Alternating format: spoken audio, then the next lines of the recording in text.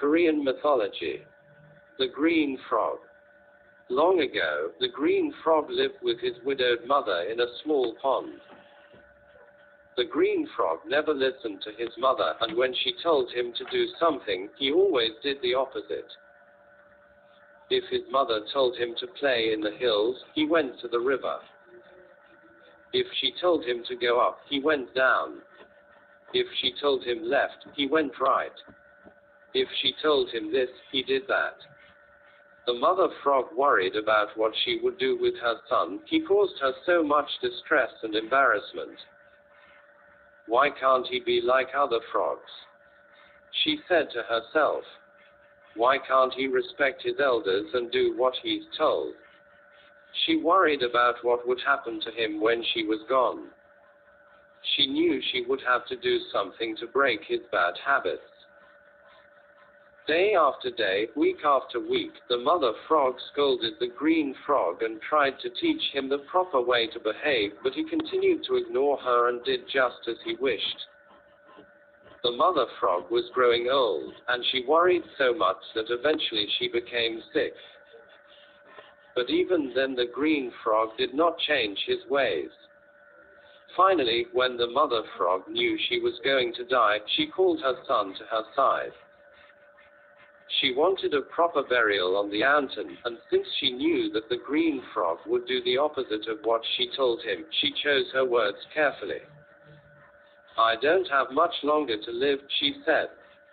When I die, do not to bury me on the mountainside. You must bury me on the bank of the river. The green frog looked at her forlornly with his head bowed. Promise me, said the mother frog. You must promise. I promised, said the green frog. 4 days later, the mother frog died and the green frog was terribly sad. He blamed himself for her death and he was sorry for all the heartache he had caused her. He knew it was too late to undo all of his past misdeeds, but he could become a good frog for her now. He resolved finally to listen to his mother's instructions.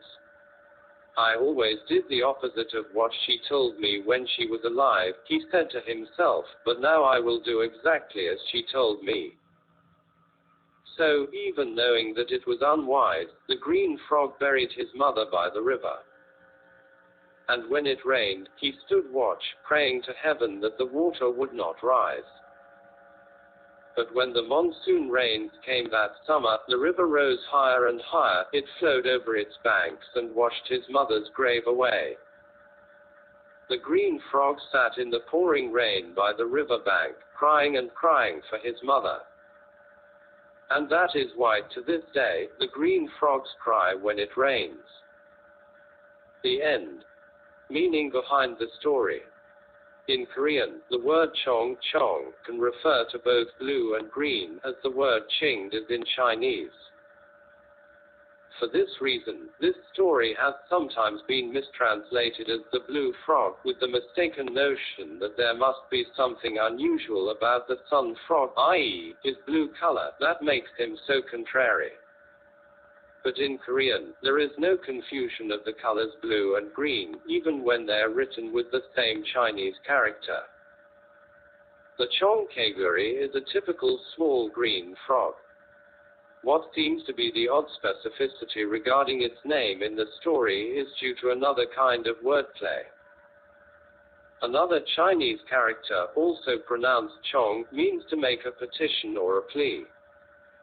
The Korean term for frog is kaeguri, which is also the sound it makes, kegel, kegel. When the frog makes its prayer, its chong to heaven, it does so by crying out its own name. So the name of the frog, chongkaeguri, can be read as either green frog or frog who pleads.